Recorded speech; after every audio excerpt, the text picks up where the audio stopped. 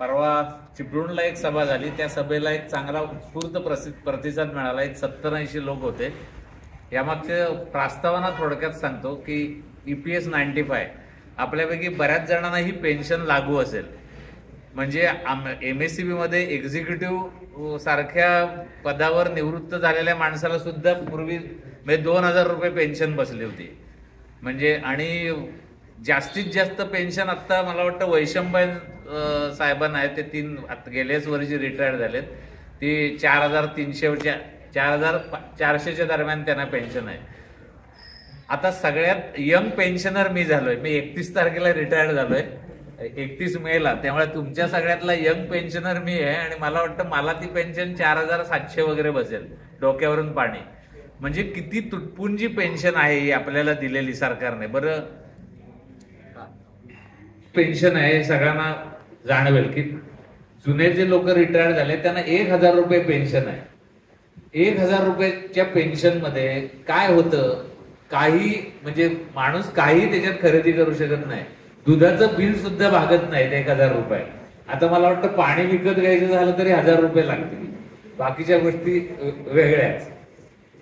त्यामुळे ती तुटपुंजी पेन्शन आहे. ह्याच्या आधी सुद्धा बऱ्याच संघटना कार्यरत आहेत. फक्त त्या संघटना काम करताना राष्ट्रीय पातळीवर कामं करतात. म्हणजे ते दिल्लीत जाऊन धडकतात, त्यांचे मोर्चे होतात.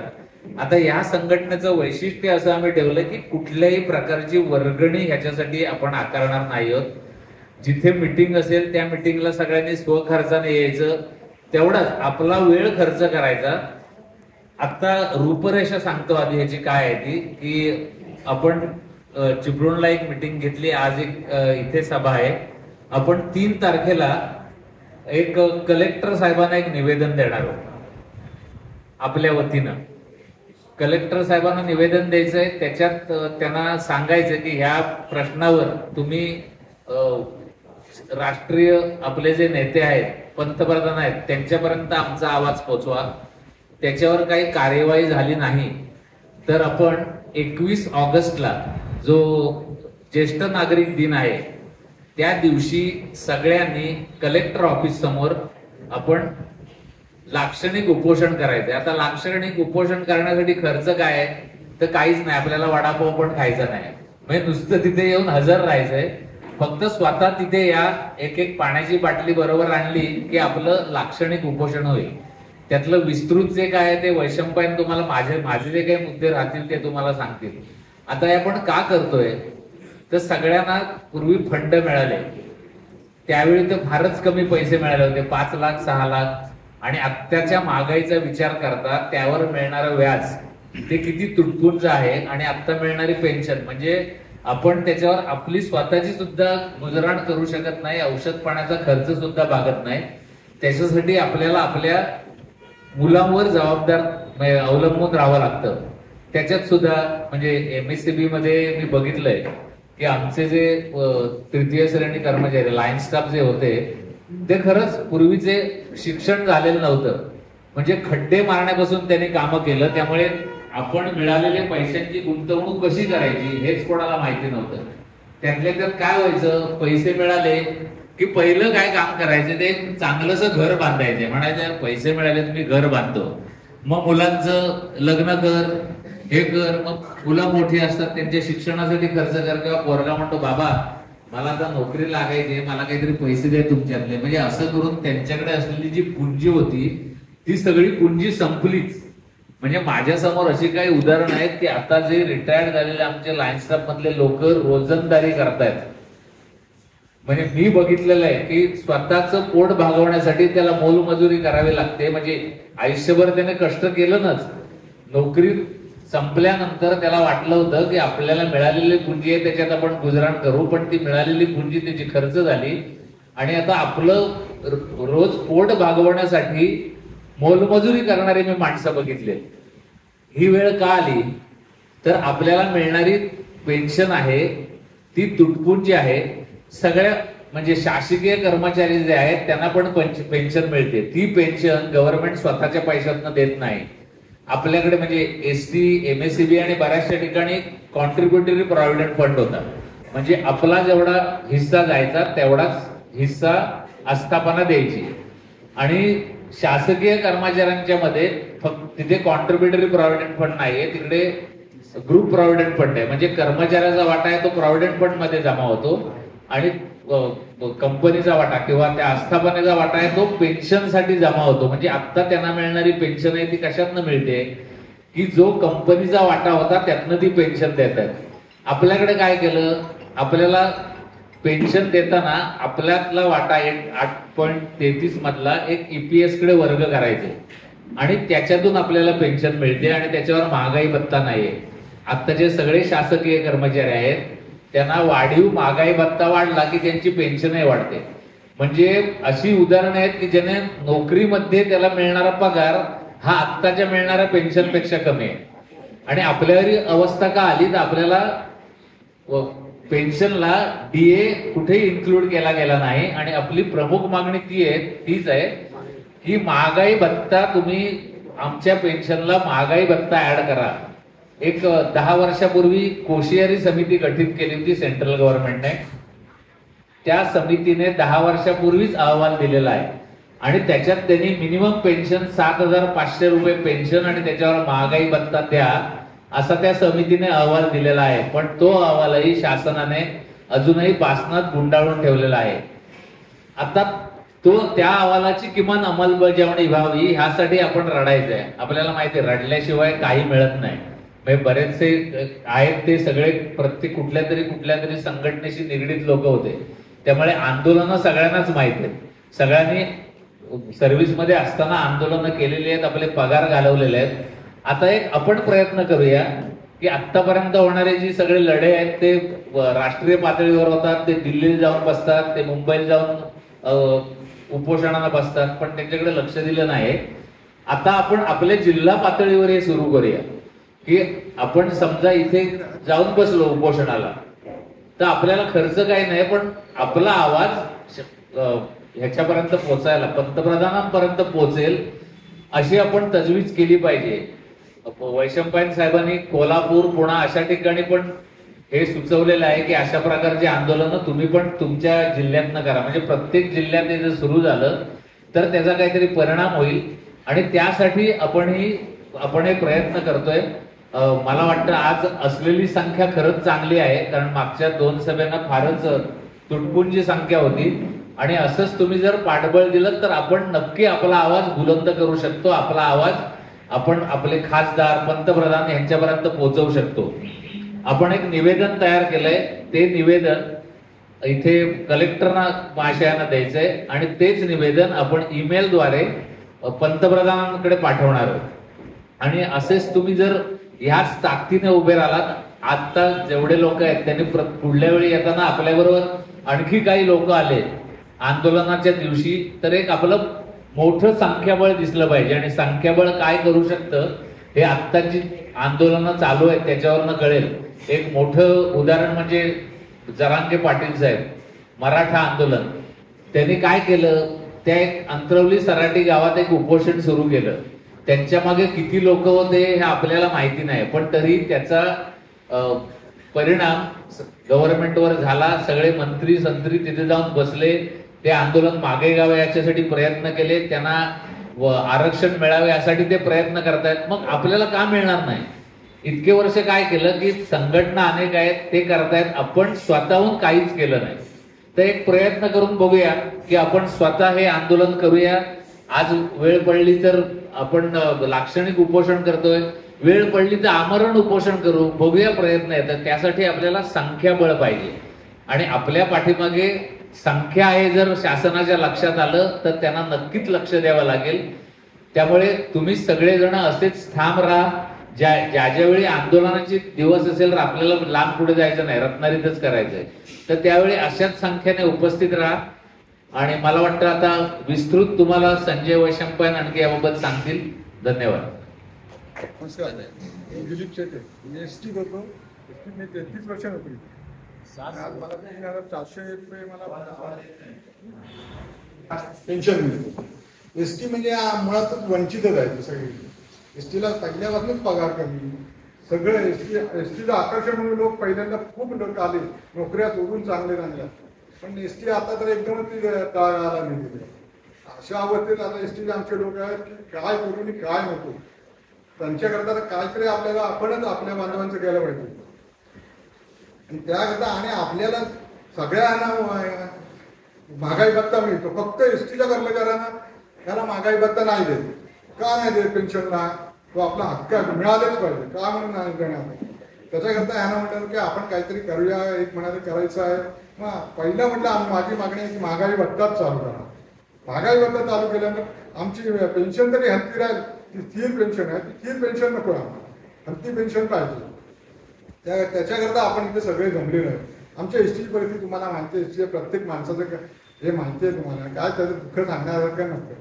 ते तुमच्या कर्मचाऱ्यांच्या काहींचं आहे तसंच आमचं पण आहे.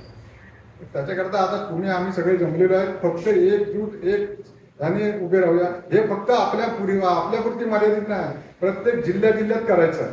प्रत्येक जिल्ह्याला याचं जिल्ह्यात निवेदन दिले जाणार आहे जिल्हाधिकाऱ्यांना, आणि ते निवेदन पुढे जाणार आहे. त्यामुळे तुम्ही आमच्याबरोबर सगळ्यांनी राहावं, यावं आणि आम्हाला साथ द्यावी अशी माझी इच्छा आहे. सगळ्यांचं पेन्शनरांचं दुःख जे आहे ते फार मोठं आहे आणि या दुःखाची जबाबदारी ही सर्वस्वी आपल्या आस्थापना आणि त्याचबरोबर त्या काळामध्ये असलेली सर्व सरकार यांची आहे. याचं महत्त्वाचं कारण म्हणजे मगाशी थोडक्यामध्ये बोलताना ज्या वेळेला आपल्याला फंड मिळतो त्यावेळेला एक वाटा आपला असतो आणि एक वाटा प्रशासनाचा असतो. सरकारने काय केलं की प्रशासनाचा वाटा हा प्रकारच ठेवला नाही, तो पेन्शन फंडाकडे ते पैसे वर्ग केले. साधारणपणे 8.33% एवढा प्रशासनाकडे त्यांनी जो वाटा असतो तो EPS कडे वर्ग केला. म्हणजे त्यांची जी पेन्शन स्कीम आहे तिकडे वर्ग केला आणि त्या पैशामधून आताची पेन्शन जी सरकारी कर्मचाऱ्यांना दिली जाते ती दिली जाते. आता आमचं म्हणणं असं आहे की त्यावेळेला जर का आम्ही ज्या वेळेला नोकरीला लागलो त्यावेळेला माझी शैक्षणिक पात्रता ही त्या समकक्षाची सरकारी नोकरी मिळण्यासारखी होती, त्याशी निगडीत होती माझी. त्यावेळेला मी काही सरकारी नोकरीमध्ये गेलो नाही आणि त्यावेळेला मी कुठेतरी ST मध्ये नोकरीला गेलो, मी कुठेतरी MSCB मध्ये नोकरीला गेलो, मी कुठेतरी नर्मदा सिमेंटमध्ये नोकरीला गेलो, फिनोलेक्समध्ये नोकरीला गेलो. आणि ह्या सगळ्या नोकऱ्या करणाऱ्या कामगारांची गरज ही त्यावेळच्या देशाच्या परिस्थितीला नक्की होती. असं नाहीये मग तुम्ही तिकडे नसती नोकरी केली तरी चाललं असतं, असं होत नाही ना. ST तर फिरली पाहिजे होती, लाईट तर घराघरात पोचली पाहिजे होती, शेती पिकवण्यासाठी केमिकल्स पाहिजे होती, खतं पाहिजे होती, त्या कंपन्या चालल्या पाहिजे होत्या. अशा प्रकारे सगळ्या प्रकारच्या ज्या कंपन्यांमध्ये किंवा ज्या महामंडळं आहेत या सर्व महामंडळांची आवश्यकता ही देशाच्या कार्यामध्ये अत्यावश्यक होती आणि या कामगारांचं योगदान हे देशाच्या उभारणीमध्ये निश्चितपणे आहे. जेवढं एखाद्या तलाठ्याचं आहे, जेवढं एखाद्या जिल्हा परिषदेच्या शिक्षकाचं आहे, तेवढंच महत्व आमच्याही नोकऱ्यांचं त्या काळामध्ये होतं. जर आमचा संप केला तर तो मिटवला जायचा, त्याच्यासाठी तडजोडी केल्या जायच्या. म्हणजे आमच्या कामाची गरज सरकारलाही होती, त्या आस्थापनांना देखील होती. आणि आज फक्त आपलं वय झालं म्हणून आपल्याला वेगळा न्याय आणि शासकीय कर्मचाऱ्यांना वेगळा न्याय दिला जातोय. हा यामधला आपला महत्वाचा एक संताप आहे, एक रोष आहे, एक मागणी आपली अशी आहे की आम्हाला डावललं का? आमचेही तेवढे पैसे तुम्ही त्यावेळेला घ्यायला पाहिजे होते, निदान पुढच्या पिढ्यांचं तरी ते कल्याण करा. यामुळे झालं काय की साधारणपणे 40, 45, 50च्या दरम्यान माणूस गेला की त्याला म्हातारपणाची जाणीव होते. तोपर्यंत कसं असतं, छान चाललंय आपलं, घे कर्ज, घे फ्लॅट, दे मुलाला गाडी घेऊन, हे सगळं साधारणपणे त्या वयापर्यंत चाललेलं असतं. आणि मग अचानक आपल्याला जाणीव होते आणि आपण काय करतो, आपले सगळे खर्च कमी करतो आणि म्हातारपणाच्या तरतुदीसाठी काय अजून मुलीचं लग्न व्हायचंय, अजून मुलाच्या शिक्षणाला पैसे लागणार आहेत, याचं काय करूया, यासाठी तो चिंतेमध्ये पडतो. अनेकांनी वेगवेगळ्या कारणासाठी बाबा घर घ्यायचं आहे, त्याचं कर्ज मोठं होतंय, मग काय कर, काढ CPF, आपल्या फंडातले पैसे काढ, नॉन रिफंडेबल काढ, म्हणजे आपल्याला हप्ता कमी बसेल, हप्ता कमी बसला की आपल्याला पगारामध्ये भागवता येईल. अशा प्रकारचा लोकांनी विचार केला आणि आपलं मन मारून जर त्याला माहिती असतं ना कशाला आपल्याला पैसे ठेवून काही गरज नाहीये मला ठेवण्याची, मला पेन्शन मिळणार आहे, हे जर का त्याला माहिती असतं तर त्यांनी त्या पगाराचा दिलखुलासपणे उपभोग घेतला असता. आज आपल्या सगळ्यांचं मन मारून आपण कशी बशी बचत करून, आज काही मंडळी असतील की त्यांना खरोखर गरज नसेल, त्यांनी काही आणखीन उद्योग केले असतील, आणखीन काही स्वतःचं काही सुरू केलं असेल किंवा वडिलांची संपत्तीमध्ये कुठेतरी बाग असेल, काही असेल, कुणाच्या म्हशी असतील, कुणाच्या गायी असतील, काय असेल ते असेल, पण ते त्याचं वैयक्तिक आहे. आणि ही संख्या 2% वरती जात नाही, पण बहुतेक सगळेजण आपण नोकरीवरती अवलंबून होतो. आणि नोकरीवरती अवलंबून असल्यामुळेच आपण आपलं जे मूळ घर होतं त्याच्यातली वाटणी सोडली, त्याच्यातली शेती आहे ती भले धाकटा भाऊ असेल मोठा भाऊ असेल त्यांच्या ताब्यात दिली आणि आपण या नोकरीवरती उपजीविका करायला लागलो. आणि आज परिस्थिती अशी झाली की आज आमच्या हातामध्ये 2015 साली 15 लाख फंड ग्रॅज्युएटी सगळे मिळून आणि पेन्शन किती 1200 ते 1500 रुपये. आता हे 15 लाख रुपये कधी संपले हे त्या माणसालाही कळलं नाही. अनेक विषय असतात, मुलीचं लग्न असतं, मुलाचं शिक्षण असतं, मुलाच्या लग्नासाठी आपल्या बाजूकडनं काही खर्च करायला लागतो. आणि दुसरं महत्त्वाचं असं की ज्या माणसाला ही नोकरी करावी लागते त्यांच्या मुलांच्यासाठी त्यांनी कधीही एवढी मोठी तजवीज केलेली नसते की ते कुठेतरी जाऊन अतिउच्च शिक्षण घेतील. आणि आपल्या सगळ्यांकडे कुणाकडेही मोफत धान्य मिळायचं कारण नाही, मोफत औषधोपचार मिळायचं कारण नाही. आज सरकार म्हणतं की आम्ही तुम्हाला स्वस्त दरामध्ये धान्य देतो, अन्न सुरक्षा योजना आहे, त्यानंतर तुमचं मोफत वैद्यकीय उपचार योजना आहे, पण आमच्याकडे पांढरी कार्ड नाहीत ना. दुसरा संपूर्ण आपल्या बाबतीमध्ये घडलेला एक सामाजिक प्रसंग सांगतो की मी आहे, मला पेन्शन किती मिळते बाबा 4,000-4,400 रुपये मिळते, कारण मी उशिरा निवृत्त झाले, आत्ता झालोय म्हणून. आता माझ्याकडे काही पैसे आहेत. समजा आमच्या कुटुंबातल्या माझ्या मुलग्याला असं वाटलं की आपल्याला आता इथे काही हे नाहीये, माझी नोकरी पण पुण्याला आहे, भाड्याने किती दिवस राहणार, एक चांगला फ्लॅट घेऊया. साहजिक आहे ना, तिथे राहायची जागा आपण तयार काहीतरी करूया. तिथे घेणार तो 1 रूम किचन किंवा 1 BHK घेणार. त्यावेळेला म्हणजे मी इथेच राहायचंय. मग आता त्याला फ्लॅट घ्यायचा आहे, त्याच्या कर्जाच्या लिमिटमध्ये ते बसत नाहीये, तो कुणाकडे पैसे मागणार, वडिलांकडेच मागणार ना. मग वडिलांनी त्याला पैसे द्यायला पाहिजे. बरं, तो तिकडे राहतोय, त्याचं कर्ज तो भरतोय, तो मला काय पैसे देणार, म्हणजे माझं व्याज कमी झालं ना. मी आज अवलंबून कशावरती आहे, तर बाबा माझे बँकेमध्ये पैसे आहेत, त्याचं मला महिन्याला व्याज येतं आणि असे मी कॉलर ताप करून रस्त्यावरून फिरू शकतो. पण आज हे पैसे माझ्याकडे राहणार आहेत का. दुसरं, हे मी पैसे देत नाही असं ठामपणे सांगितलं तर काय होणार आहे, घरात क्लेश निर्माण होणार आहे. अहो आम्ही आहेत ना बघायला, तरी तुम्ही बाबा पैसे का नाही देत, हे क्लेश आपले निर्माण होणार. ते सून म्हणणार काय पण म्हातारा आहे, स्वतः पेन्शन खातोय, बँकेत पैसे आहेत, ते आम्ही म्हटलं जरा दे म्हणून देत नाही. हो, नाही तर आमची जागा झाली असती इथे आता परवा मला 65 लाखात फ्लॅट मिळत होता, त्याचीच किंमत आता 75 लाख झाली. बाबाने पैसे दिले असते तर तुम्ही घेतला असता. अशा प्रकारचं एक सामाजिक मोठं दुःख आपल्या सगळ्यांच्या बाबतीमध्ये हे निर्माण होत आहे. आणि मला वाटतं हा सगळ्यांनी अनुभव मी जे बोलतोय, किमती कमी जास्ती असतील, गरजा वेगळ्या असतील, कुणाला वाटत असेल, कुणाच्या मुलग्याला वाटत असेल मी टेम्पो घेतला असता तर बरं झालं असतं, वडिलांनी मला पैसे द्यायला पाहिजे होते पण बाबांनी दिले नाही. तर या मुळामध्ये आम्ही जर का चुकून, आता कधी ज्याप्रमाणे मृत्यू येणार हे प्रत्येकाला माहिती नाही, त्याप्रमाणे आपण जागणार किती हे आज आपल्यापैकी कुणालाही काहीही माहिती नाहीये. आज मला जरी अगदी 4,400 रुपये पेन्शन मिळत असली तर मी 2044 साली जर का देवाच्या दयेने जिवंत राहिलो तर ह्या 4,400 रुपयामध्ये काय खाणार आहोत आपण याचा विचार करा. कारण आपल्या बरोबर 2002 साली जे रिटायर झालेले लोक आहेत ते आज 20 वर्षानंतर जिवंत आहेत आणि त्यांना 1,000 रुपये पेन्शन आहे. आज 1,000 रुपयाला काय किंमत आहे, भागेल महिन्याचं सगळं, शक्यच नाही ना. तर ही अवस्था आपली आणखीन 10 वर्षांनी 15 वर्षांनी जे आता नवीन रिटायर झाले त्यांची होणार आहे. या सगळ्याचा विचार करून आतापर्यंत विविध संघटना काम करतात, परंतु त्याच्यामध्ये आपल्याला नवीन एक काम सुरू करण्याची गरज का पडली, तर या सर्व संघटनांनी आपलं टार्गेट ठेवलेलं आहे दिल्ली अशासाठी की हा प्रश्न सुटणार आहे तो दिल्लीला सुटणार आहे हे आम्हालाही माहिती आहे. पण त्याच्यासाठी प्रत्येकाने ठरवलेलं आहे की आम्ही जाणार दिल्लीला आणि तिथे आंदोलन करणार. आता आपली वय, आपल्याकडे मिळणारे पेन्शन, आपल्याकडे असलेले पैसे याचा विचार करता आपण वर्गणी किती देऊ शकतो, आपण प्रत्यक्ष दिल्ली किंवा मुंबई अशा ज्या ठिकाणी आंदोलन होतात त्याच्यामध्ये आपण किती सहभागी होऊ शकतो याचा विचार आम्ही केला. आणि हा विचार केल्यानंतर आमच्या लक्षात आलं की आमच्यावरती प्रचंड मर्यादा आहे की मी दिल्लीला जाऊन किती दिवस बसू शकेन. हो, भले तुम्ही सगळ्यांनी एक 100 रुपये काढून मला दिलेत, हे 10,000 रुपये तुम्हाला साहेब खर्चाला ठेवा, पण दिल्लीचे आंदोलन तुम्ही जा.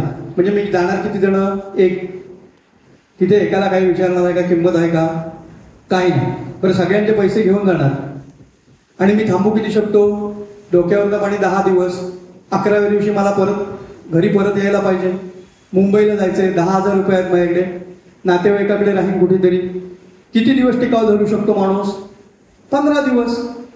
पण तेच जर का आपण विषय आपण प्रत्येक जिल्ह्याच्या ठिकाणी आपल्या स्वतःच्या मुख्यालयामध्ये जर का आपण सुरू केला तर आपल्याला या सगळ्या अडचणींवरती मात करता येते. आणि यासाठीच आपण सर्वांनी असं ठरवलं की कुठल्याही प्रकारची वर्गणी नाही, आपण फक्त महागाईशी निगडीत किमान पेन्शन कायदा मागणी राष्ट्रीय समिती ही रत्नागिरीमध्ये आपण सुरू करूया. या दृष्टीने आपण विचार करून गेले महिनाभर आपण काम करतोय. आजची ही आपली 4थी बैठक आहे. पहिल्या 2 बैठका होत्या त्या, आणि त्यासाठी आपण मुळामध्ये हे सगळं करतोय हे बरोबर आहे का, हे कुणाकडे विषय न्यायला पाहिजे याबद्दल आपण चर्चा केली. आणि त्या अनुषंगाने आपण पंतप्रधान नरेंद्र मोदी यांच्याकडे सगळे विषय असतात, ते पेन्शनही हा विषय त्यांच्याकडे आहे. यामुळे आपण मोदी साहेबांच्यासाठी एक पत्र तयार केलं.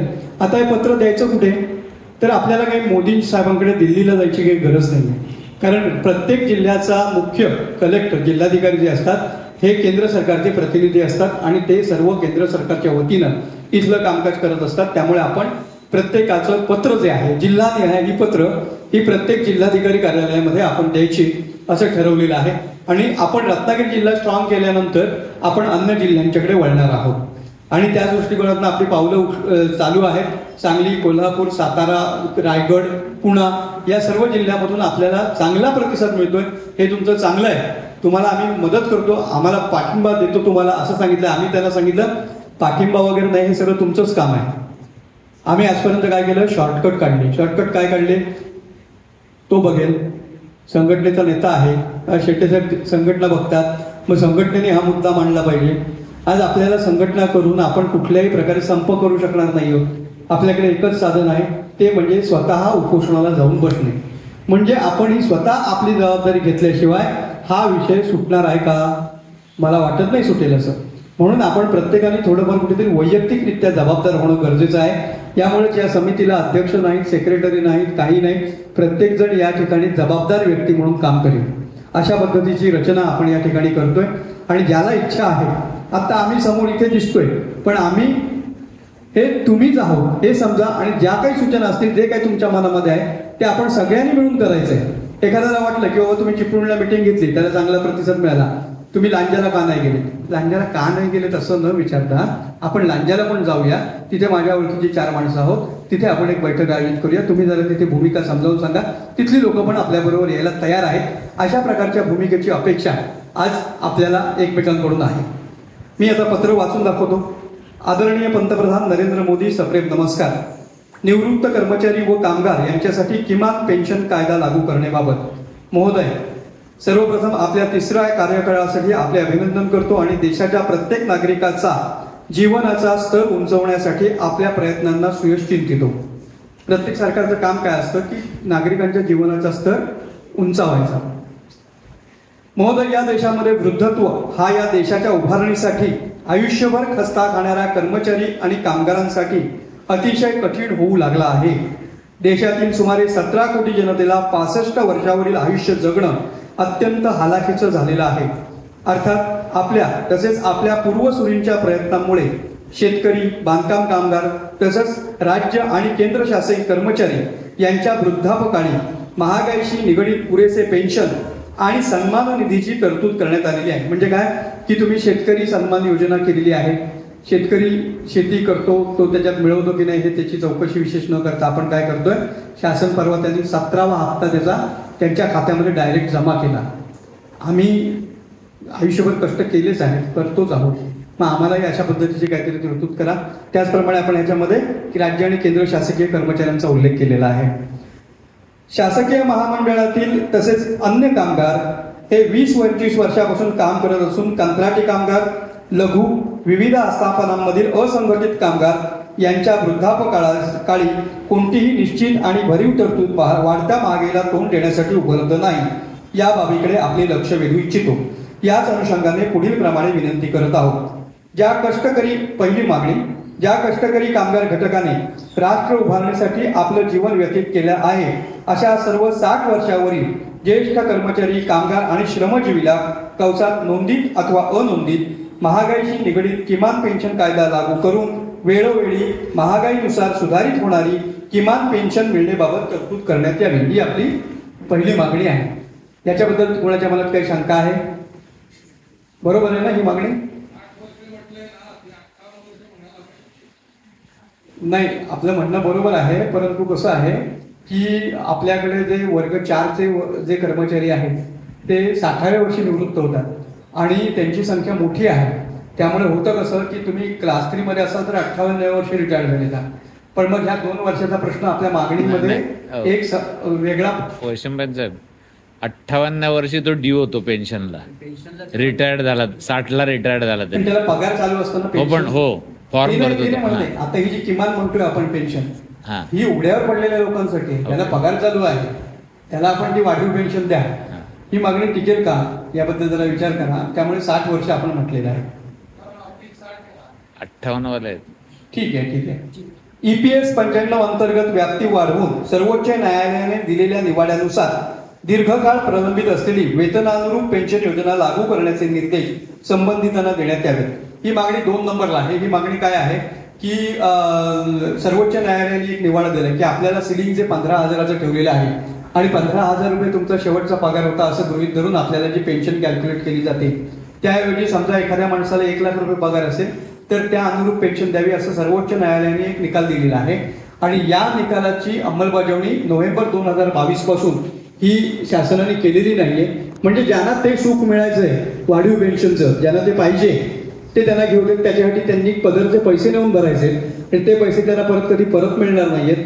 जेव्हा तो रिटायर झालाय तेव्हापासून ज्या दिवशी पैसे भरेल तोपर्यंत सरकारी जो व्याजदर आहे त्या दराप्रमाणे त्यांनी व्याज आणि मुद्दल एवढं त्यांच्याकडे जमा करायचंय, मग त्याला ती वाढीव पेन्शन मिळणार आहे. अशा प्रकारचा एक निकाल सर्वोच्च न्यायालयाने दिलेला आहे. पण आता ज्यांना 15 साली, 16 साली, 17 साली, 18 साली जे रिटायर झालेले आहेत, ज्यांना रिटायर्ड होऊन 8-10 वर्ष झालेली आहेत, त्यांच्याकडे एवढ्या मोठ्या प्रमाणामध्ये रक्कम उपलब्ध होणार नाही. परंतु ज्यांना पाहिजे त्याच्याबद्दल आपल्याला काही अडचण असायचं काही कारण नाहीये. ESIC अंतर्गत कामगार स्वयंरोजगारी यांचा समावेश करून त्यांच्या वृद्धापकाळी या योजनेचा लाभ मिळण्याची तरतूद करून कोणीही वैद्यकीय सुविधांपासून वंचित राहणार नाही अशा प्रकारची तजवीज करण्यात यावी. ESIC म्हणजे कामगार वैद्यकीय आणि विमा योजना जी आहे त्याच्यामध्ये कामगारांच्यासाठी विविध प्रकारचे हॉस्पिटल्स चालवली जातात आणि त्याच्यामध्ये त्या कामगारांना विनामूल्य उपचार करून दिले जातात आणि ही योजना आम्हाला जोपर्यंत आम्ही जिवंत आहोत तोपर्यंत मिळावी अशी ही मागणी आहे. कारण आता जर का तुम्ही नवरा बायको दोघांचा जर का मेडिकल इन्शुरन्स काढायला गेला तर साधारणपणे महिन्याला 3,500 रुपयापर्यंत त्याचा हप्ता बसतो. म्हणजे वर्षाला साधारणपणे 35,000 रुपये मेडिकल इन्शुरन्सचा दोघांचा हप्ता आहे. आणि त्याहीपेक्षा वाईट म्हणजे आपण किरकोळ सर्दी ताप आजार झाला तर डॉक्टरांकडे लगेच जातो आणि त्यावेळेचे जे काय 200-500 रुपये असतात ते काय आपण त्याच्यामध्ये क्लेम करत नाही. त्यामुळे आपल्याला जर का ESIC ची हॉस्पिटल जर का उपलब्ध करून दिली तर त्या ठिकाणी जसे आता गरीब जनतेला उपचार मिळतात त्या पद्धतीने आपल्याला चांगल्या प्रकारचे उपचार हे आपण जिवंत असेपर्यंत आपल्याला मिळू शकतील. आणि कुठलं हॉस्पिटल हे त्यांची यादी स्वतंत्र असते, त्यापैकी आपल्याला जवळच असेल आपल्याला बरं वाटेल त्या हॉस्पिटलमध्ये आपण जाऊ शकतो आणि त्याचं पेमेंट हे त्या वर्गणीमधून होत असतं. EFO अंतर्गत संपर्क यंत्रणा योग्य पद्धतीने विस्तारित करून निधी आपके निकट कार्यक्रम प्रत्येक जिल्ह्याच्या ठिकाणी निश्चित केलेल्या दिनांकानं होण्याची तजवीज करावी, जेणेकरून वृद्ध कर्मचारी तसेच त्यांचे अवलंबित वारस यांच्या विविध समस्यांचं निवारण जिल्ह्याच्या ठिकाणी होऊ शकेल. ह्याचा अर्थ असा आहे की आपल्या पेन्शनमध्ये जर का आपण हयातीचा दाखला जर का आपला ऑनलाईन केलेला जर का त्यांच्याकडे जमा नसेल तर आपली पेन्शन ही पुन्हा चालू करण्यासाठी आपल्याला कोल्हापूरपर्यंत जावं लागतं. त्याचप्रमाणे एखादा कर्मचारी मयत झाला तर त्याच्या वारसांना जी पेन्शन सुरू करायची असते तर ते कामकाज आपल्या जिल्ह्याच्या ठिकाणी होत नाही. म्हणजे आता जिल्ह्याच्या ठिकाणी हे सुद्धा खरं चुकीचं आहे. त्यांनी या अगदी मायक्रो लेव्हलपर्यंत जायला हरकत नाही, कुठेतरी महा सेवा केंद्रामधून वगैरे ते त्यांनी सर्टिफाय करून वारसाला सुरू करायला हरकत नाही. पण आता त्यांचा जो निधी आपके निकट या नावाचा एक कार्यक्रम आहे तो दर महिन्याच्या 27 तारखेला वेगवेगळ्या जिल्ह्याच्या वेगवेगळ्या ठिकाणी होत असतो. म्हणजे या महिन्याचा कार्यक्रम रत्नागिरी झाला तर पुढच्या महिन्याचा कार्यक्रम लोट्याला होतो, त्याच्या पुढच्या महिन्याचा कार्यक्रम खर्डीला होतो आणि तो कुठे होतो हे आपल्याला पटकन समजून येत नाही. त्यामुळे आपले तिथे विषय आपण नेमू शकत नाही. त्यासाठी आमची मागणी अशी आहे की हा जो कार्यक्रम आहे हा साधारणपणे 3 दिवस तुम्ही रत्नागिरीला जिल्हाधिकारी कार्यालयामध्ये सुरू करा, जेणेकरून आम्ही आमचे वारस जे कोणी असतील ते किंवा आमचा जर का हयातीचा दाखला राहिलेला असेल किंवा अन्य जे काही प्रश्न असतील हे प्रश्न सोडवण्याची व्यवस्था आपल्या जिल्ह्याच्या ठिकाणी तरी निदान होऊ शकेल. कोल्हापूरपर्यंत जाणं येणं हे साधारणपणे 80-85 वर्षाच्या माणसाला हे शक्य नसतं आणि तो हयात आहे हे ते स्वतः बघतात, त्यांना तो मेंबर तिथे उपस्थित लागतो. आम्ही परवाच एक आमरे म्हणून आमचे मार्गदर्शक आहेत, नेते आहेत, त्यांनी एक उदाहरण सांगितलं की आम्हाला गाडी करून एका माणसाला व्हीलचेअरवरनं कोल्हापूरपर्यंत न्यावं लागलं. तर हे सगळं आपल्याला बंद व्हावं यासाठी रत्नागिरी जिल्ह्याच्या ठिकाणी आम्हाला हे कामकाज करून मिळावं, प्रत्येक जिल्ह्याच्या ठिकाणी, आणि ते ठरलेली जागा असावी. मग ह्या वेळेला बाबा कुठे साळवी स्टॉपला आहे, आता पुढच्या वेळेला कुठे मिर्यावर आहे, हे असलं नको. मी जिथे आहे ना तिथे नक्की जाईन, तिथे तुमचा माणूस मला भेटला पाहिजे. महोदय, शिशु, युवा, वृद्ध या सर्व वर्गातील सर्वांच्या गरजा आपल्या स्तरावरून पूर्ण करण्याचा प्रयत्न आपण सातत्यानं करत आहात. तथापि जगभरातील विकसित देशात आपली गणना होण्यापूर्वी विकसित देशाप्रमाणेच देशातील सर्व ज्येष्ठ व्यक्तींची योग्य काळजी घेतली जाईल याबाबत आपल्या स्तरावरून उचित नियोजन करून कष्टकरी, श्रमजीवी आणि आयुष्यभर कार्यरत राहिलेल्या कामगारांना, कष्टकऱ्यांना, स्वयंरोजगारांना स्वतःचं आयुष्य संपेपर्यंत सन्मानानं जगण्याचा हक्क मिळवून द्यावा ही विनंती करत आहोत. याचं महत्वाचं, स्वतःचं आयुष्य संपेपर्यंत सन्मानाने जगण्याचा हक्क मिळवून द्यावा ही आपल्या समितीच्या पत्रातली महत्वाची मागणी आहे.